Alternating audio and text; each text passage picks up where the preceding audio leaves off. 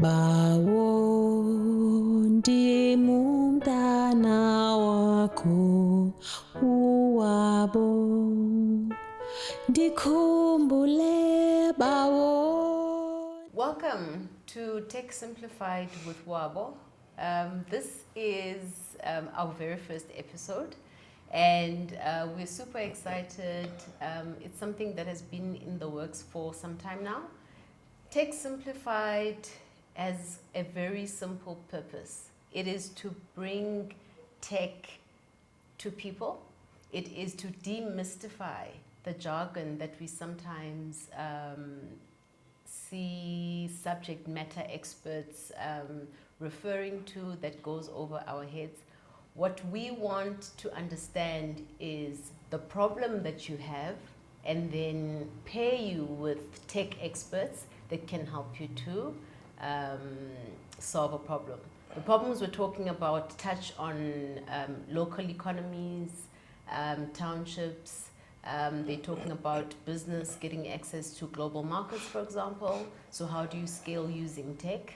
If tech is disrupting right now, you should be part of the conversation, and that's what Tech Simplified is about.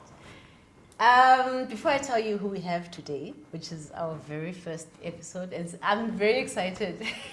I don't know if you remember, I always say, I think in one of my previous posts, I alluded to a wise man I once met. And I said that wise man, I'll tell you what he said. So, Tech Simplified, we're going to be talking about three things that we think that are the pillars that need to be addressed to shift or move the needle in Africa.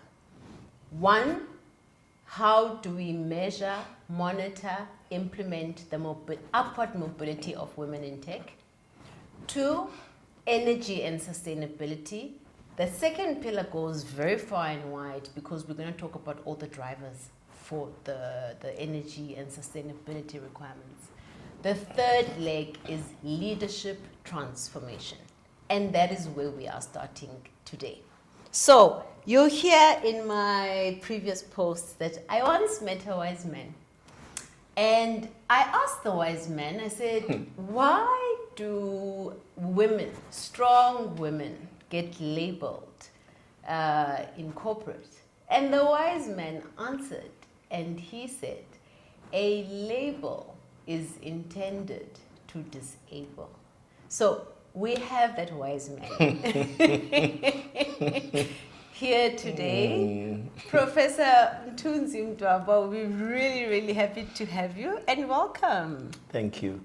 I'm also happy to be here.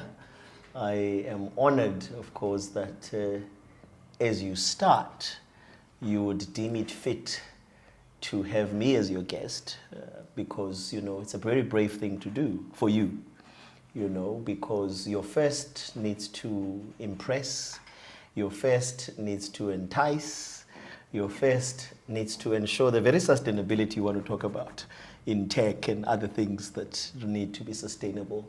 So I am truly, truly honored. Of course, when you are labeled as a wise man, it is a rather worrying factor because you need to live up to it, right? There's no disabling there at all, but we need to live to it. So thank you so much. Thank you. So, Prof, we're going to touch on a couple of subjects, but starting with you, can you give us, those of us that have never met you, or maybe heard about you, or we've seen snippets of you. I mean, I've read your biography. It reads like a Wikipedia. It reads like a Wikipedia entry from corporate to global, global governance, international labor organization. And we're going to speak a little bit about the book as well that unpacks the ILO and its affiliation with the UN. But introduce yourself to someone that doesn't know your journey as well as maybe someone like me does. Well, I always like to introduce myself as a, a rural boy. Because along the way I've had to search deep within me to decide what best describes me. And when I say what best describes me, in a manner that is not egocentric, in a manner that is not title oriented, because those are but temporary. You know the saying that you're as good as what you did yesterday, kind of thing. So as much as I have been very privileged and very blessed to do a lot, I still think that as a rural boy who is proud to be a father, Okay.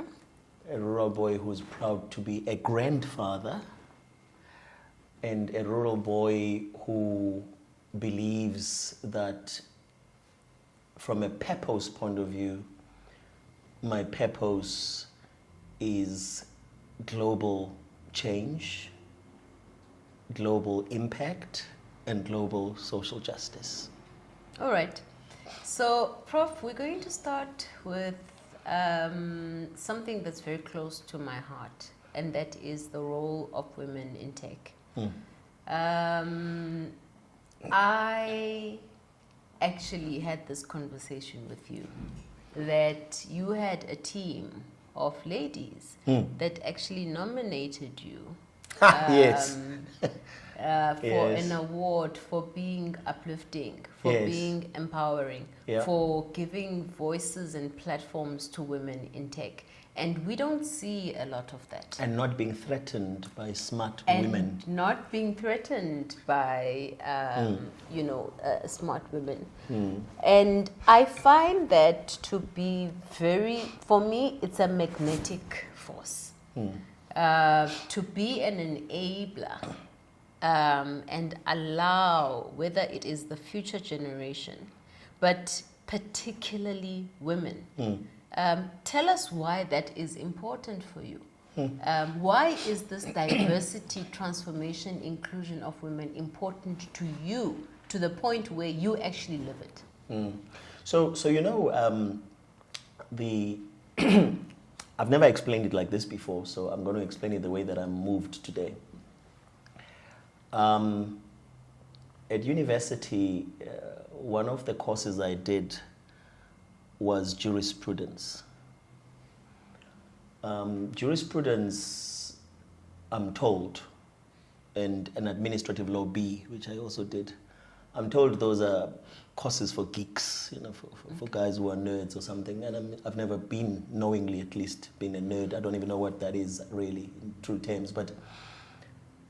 But jurisprudence is the only course in my whole career at Wits. I did 2 degrees for which I got an A. And I got an A because it resonated with me. I didn't have to read and think, and I wrote a thesis. The title was Humpty Dumpty Said, Words are but at the mercy of the interpreters. Now, words are very powerful. And a lot of us use words. A lot of people use words. But when you're in leadership, answering your question about women, you need to be very careful about your usage of words, as you should be careful about your behavior and your character in the way you engage with people. But a lot of people love to flesh how important it is for women to be empowered, for young people to be empowered. And I think some people really truly want to believe that, but they leave it on the level of rhetoric and not of action. So I was brought up by some very powerful women. My dad was there. I had male figures, a lot of male figures. I had an uncle who was a very, very smart uncle, and many other people. But the women in my family, my mother's side of the family, have always been particularly influential and very pivotal in my makeup. So they are the kind of women who, if you are not comfortable in your skin as a man, you're not going to make it. You won't survive. Because nothing they say or do is having a gender kind of definition or characterization. They operate as people. And they insist on doing things in a particular way. I don't recall, by the way, them at any time saying, as a woman this, as a woman. I don't recall that. But because for me, they are women who are comfortable in who they are as women, I've always been mindful that, my God, okay, these people are amazing people. And it is much later in life when I realized the dichotomy that people create between men and women, young and old, different kinds, that I thought, oh, okay, so there's a difference, right? So I wasn't brought up to know the difference, right? So later in life, I think that was an important foundation for me. Because later in life, when I started working and having a company in which I may have told you, I think 70% of the staff was women. And I simply picked up that women tend to be very goal and purpose oriented in the main. I've seen some exceptions to this rule. And because they are purpose oriented and goal oriented, they are not too concerned with ego and status and things like that, certainly in the time that I was evolving as a business person. And I found that they were much better at reaching their pipeline, deadline, targets, and things like that. Later, I was then to be given this award that you mentioned, which again was not something I thought about. I don't remember one day coming out and saying, I am going to work with women. This is what it was never a thing I did. It wouldn't be true. But I ended up having this award, and it was a very interesting situation because if I told you the whole story, my PA was trying to stop me from going overseas. I couldn't understand what was happening. The flights were not available. I was trying to think, how can flights not be available? Until eventually I realized, I cut out. I said, come on, what is happening? No, okay, boss, there's an event at which you must go away, you must be given an award, and that's why I was given this award. But also, as I was busy minding my own business, I ended up being, so far, I don't know of anybody else unless I missed information in the media and so on. I became the only man who was asked to sit on the board of the Businesswomen Association of South Africa. Right? Now, that has shaped who I am over time. And so when you ask me, it's not a very simplistic thing, says why women? But if I were to answer it now in an intellectual, academic way, I would say to you that we should not, on the level of rhetoric, talk about the importance of diversity and inclusivity, but not think it through what we mean, right? Because you can't be inclusive and be mindful of diversity in the workplace or anywhere else without counting women. It's like, why? Because women have historically been marginalized from the workplace.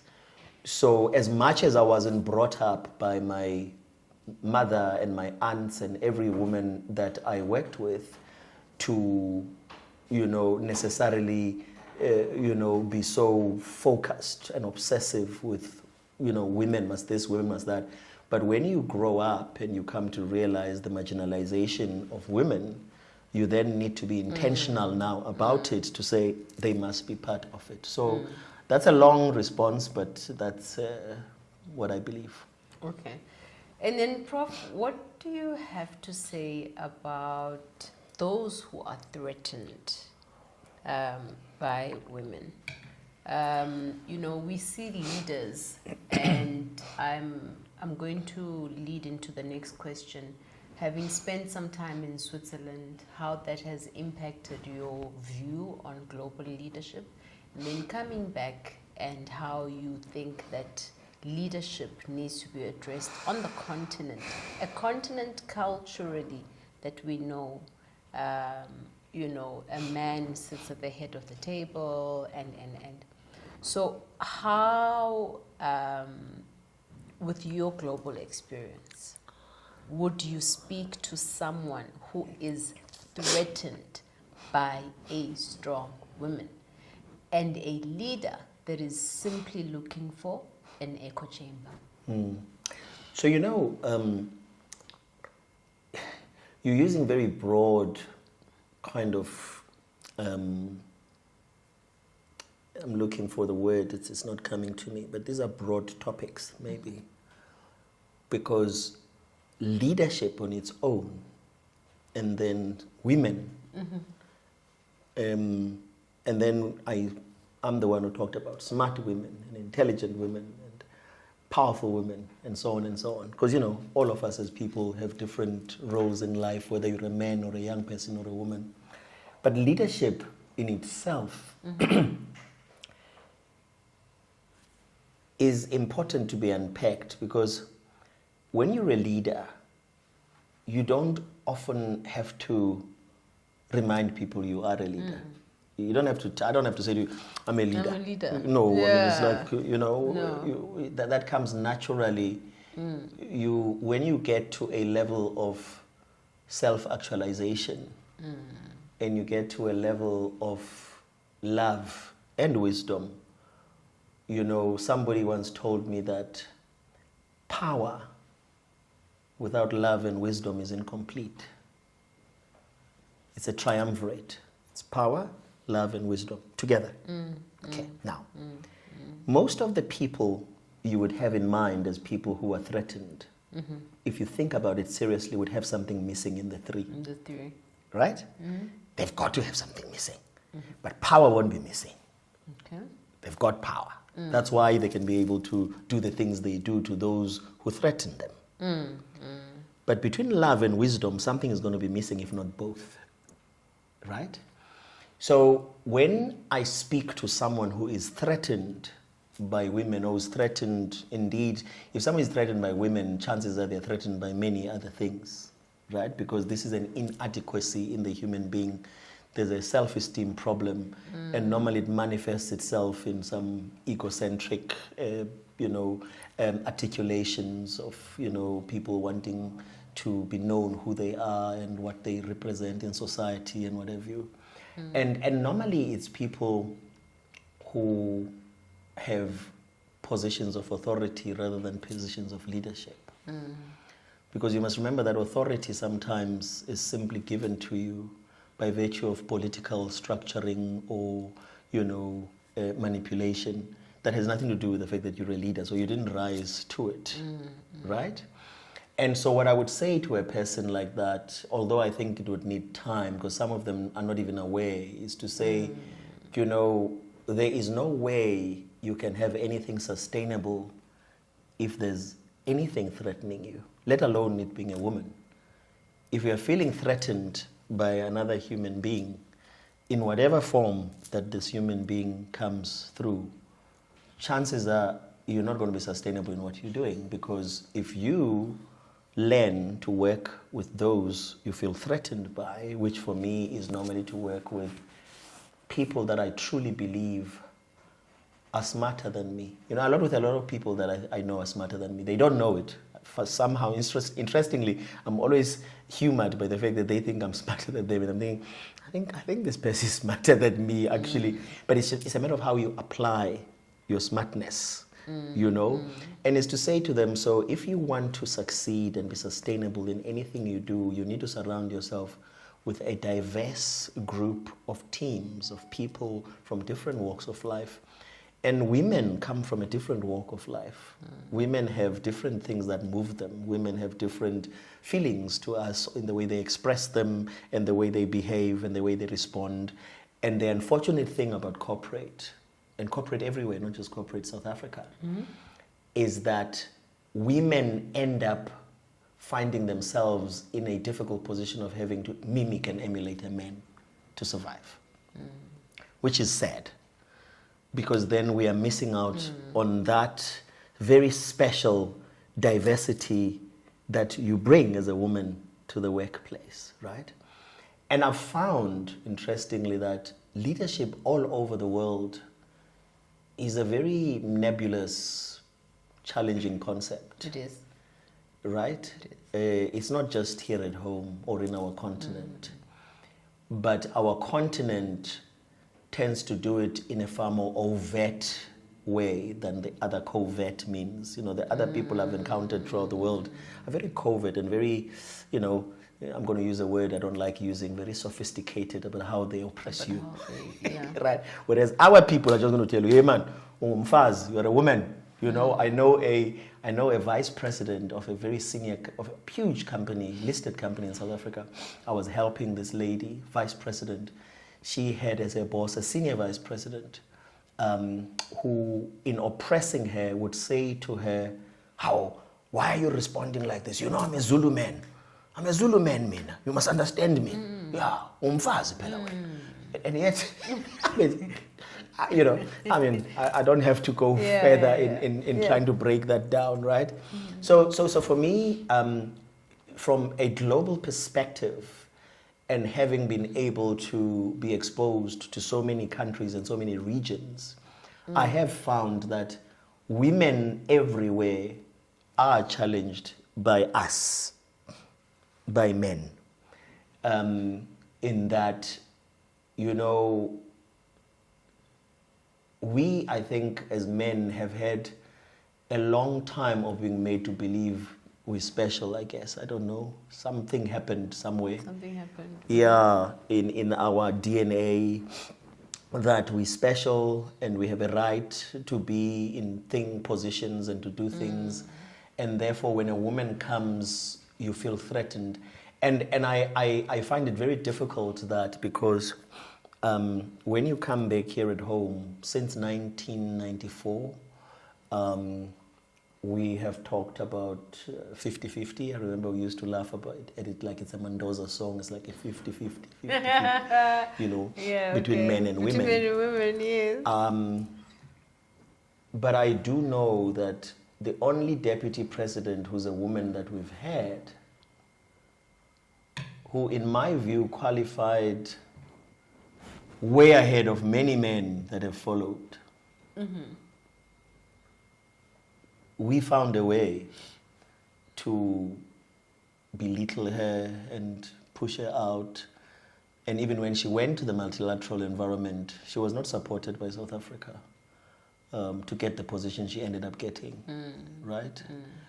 So the thing for me is that on the level of rhetoric, we want to be heard loud and clear that, you know, we're 50-50, women and men are equal and whatever. And for me, this is not a post-Beijing thing or whatever. It's a human thing.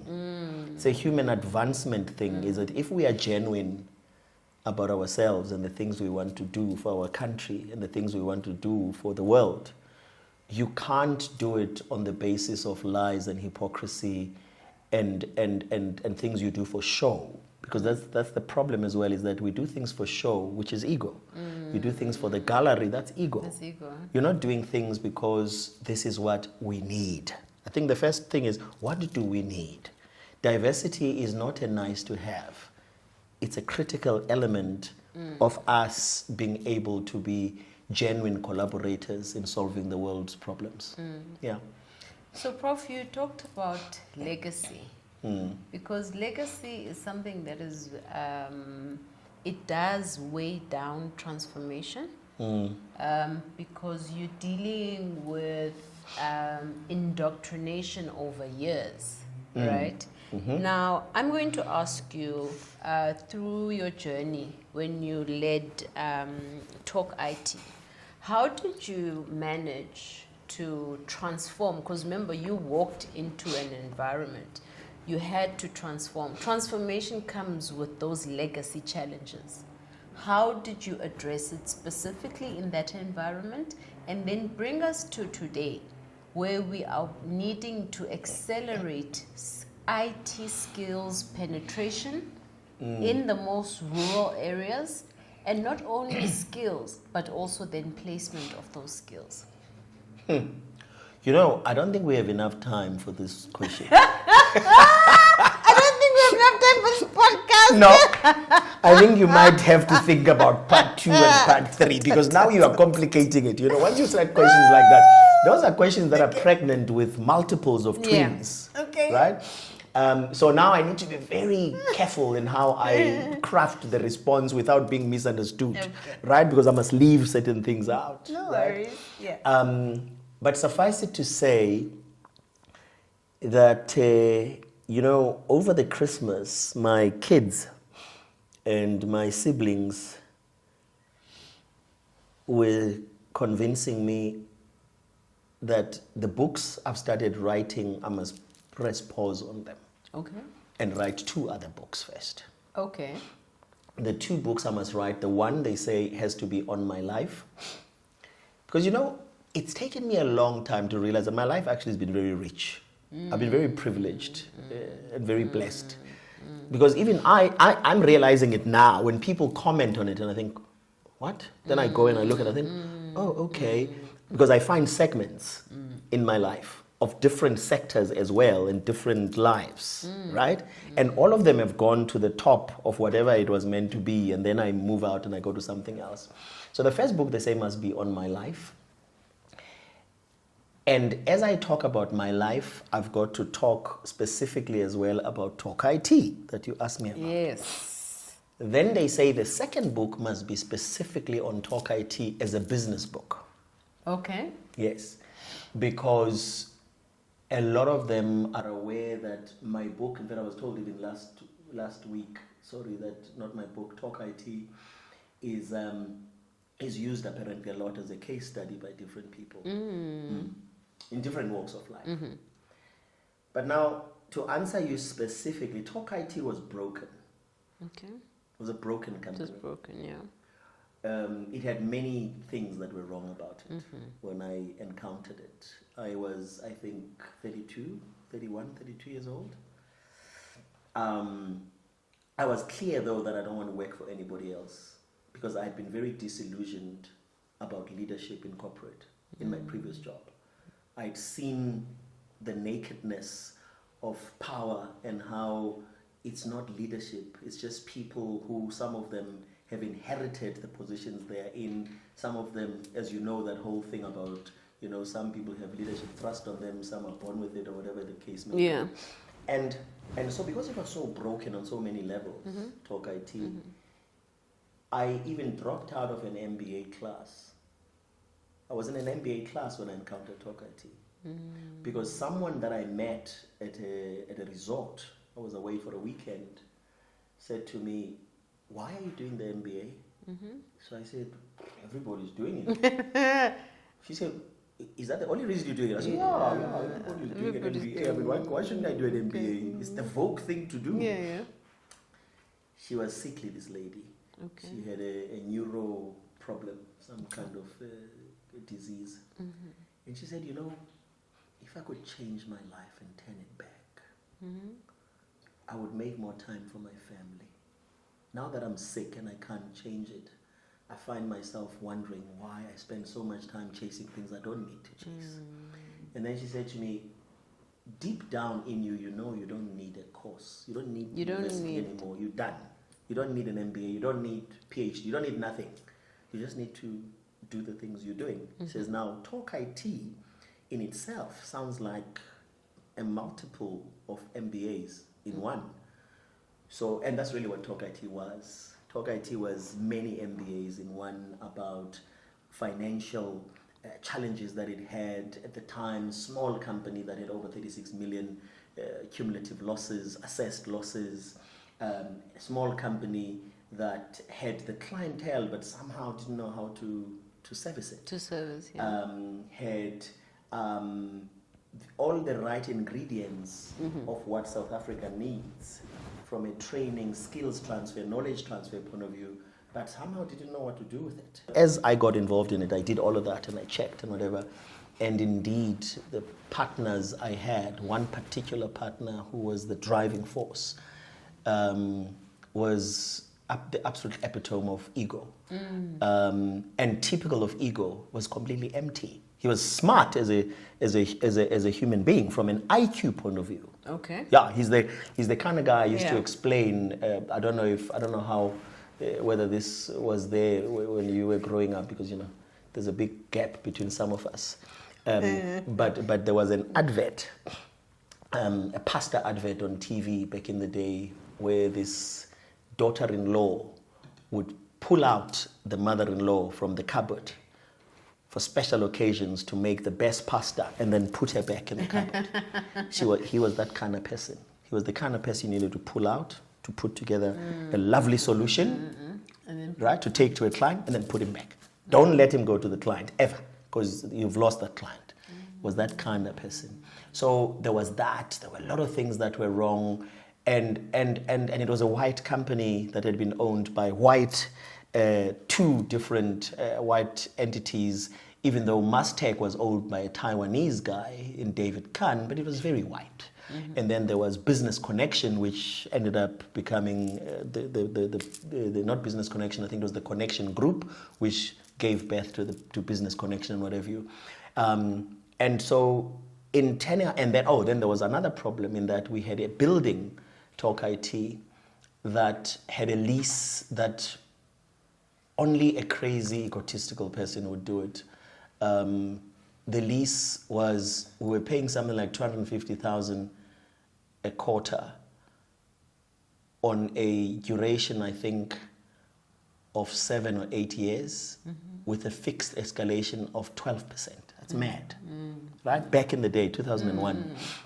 So to fix it, you had to treat it like an ICU patient and deal with the vitals first. Okay? Stabilize it. Yeah. And one of the vitals, believe it or not, was to use the client base we have to grow Talk IT and reduce its dependence on one client. That one client was Telkom. So Telkom was a large client of ours. Okay. Right? But when Telkom had flu, we caught pneumonia. Right? And I'll never forget a time when Telkom was migrating from Walker to SAP. And they couldn't pay us. They couldn't pay us, I think, I think it was 180,000. My God. We nearly closed our doors because of that 180,000. So eventually we grew the business we were doing with Telkom, but reduced our dependence on Telkom. So from Telkom being like a 70% occupant of our business, Telkom ended up going to about 10 to 15%, and us growing many other clients to be on the same level as Talk IT. From a transformation point of view, you will recall that in 2001 there was no BEE. This is the other thing I keep reminding a lot of the people who say BEE must now come to an end. I said, look, BEE has not been applied the way that it was envisaged, but certainly it can't be dropped now, because people make the mistake, or deliberately, mischievously will say, since 1994 we've had BEE, but BEE hasn't worked. BEE didn't come in 1994. It came in 2003. There was a BEE strategy document that was written by Alec Ewing around about 2001, and the act was, I think, only in 2003.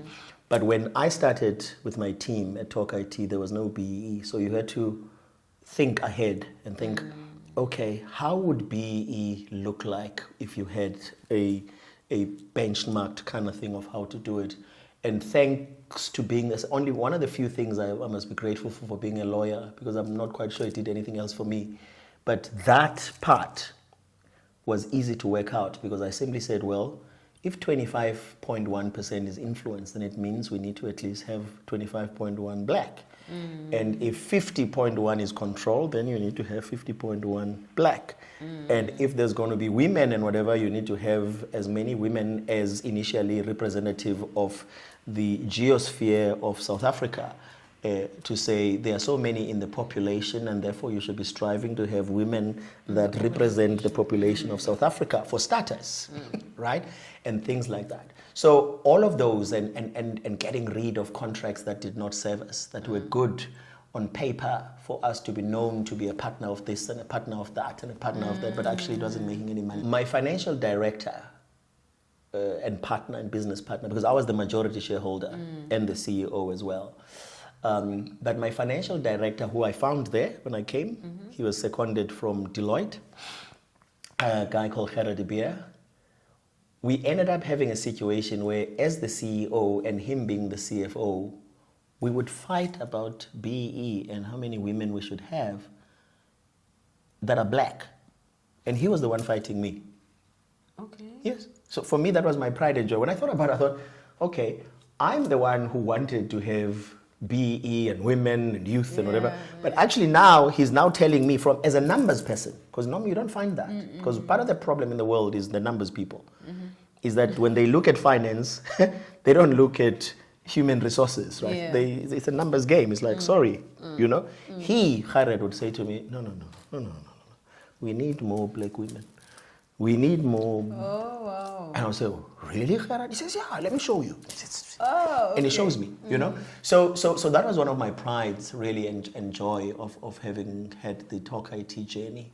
Okay. Yeah. Other than the fact that we ended up being called the coffee shop of the industry, because we served everybody. Everybody who was a serious player in tech had to be a Talk IT client. Okay. At the time. I don't know now. And then around skills penetration in the rurals, or let me call them, whether it's peri-urban, but definitely in the outskirts where we're struggling with access, we're struggling with connectivity. What are some of your thoughts around that? Now. Not back then. 2025. 2025.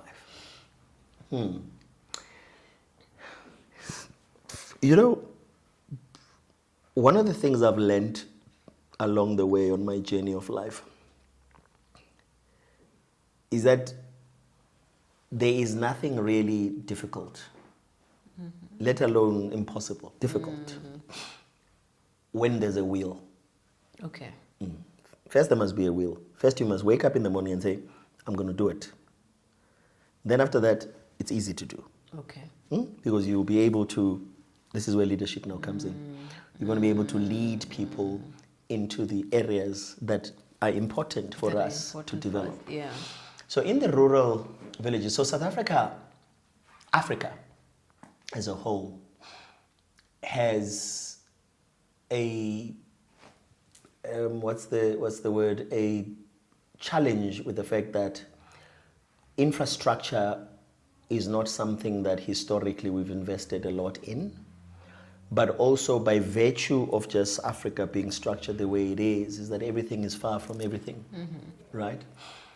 So it's not like you can go to a town and say, you know, now we're going to go and we're going to deal with these 20,000 people and we're going to all get them to be, you know, internet enabled or electricity, energy enabled. And these are very difficult things because of the distance between one and the other, and where the action is happening far away in Joburg, Cape Town, the city centers.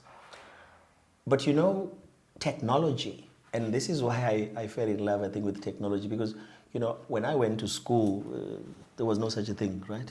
When technology I encountered when I worked. Okay. Oh, wow. Okay. Yeah. There was no technology. Okay. Yeah, no, not in my time. My time, my school, shame. Good school, but there was no such a thing. Okay. There was no lab and no tech. Okay? The first time I saw anything that resembles technology was at Vets when I had to use a microfiche. Okay. Remember the microfiche? Yes, I remember. When you look for a book in the library, you've got to put a slide and then you look and whatever. Yes. First time, 1985, 86. First time. Okay. But the more I got to understand tech, the more I realized its ability to revolutionize anything you do. And I want first to cover something I forgot when you asked me about Talk IT, because it's very important. Okay. So Talk IT was, don't know again now because I haven't been in touch, a high technical training solutions provider. Okay. Okay. And high is important. Okay. Because we were working with Cisco certified engineers, Okay. who I was told is the creme de la creme of engineering and tech and networking and whatever at the time, right? So your CCNAs, your CCIPs, your CCIE and whatever, yes, right? Yes, yes. And I had to learn this. I remember being fascinated by the fact that you can't, so you can go and study law or accounting or something and get an A, get, I don't know, 80%, 85%. My God, you're a genius. But for networking, you can't get 99%. You have to get 100%. Otherwise, the network is not going to work. Right? So that I remember thinking, my God, what kind of thing is this? You know, that you must sit and pass everything. Yeah, there's no cheating, right? And it was a big eye opener for me. It's like, okay, so for an ATM to work well amongst my clients, the banks, Yes. these networking engineers can't. And I remember thinking, okay, that makes sense. You can't get it 90% right. You got to get it 100% right. And I learned from that. Bawo ndimumntana wakho uwabo ndikhumbule bawo nansi ingcambu yenkonzo nansi nditya ngoku bawo ndimumntana wakho ndikhumbulela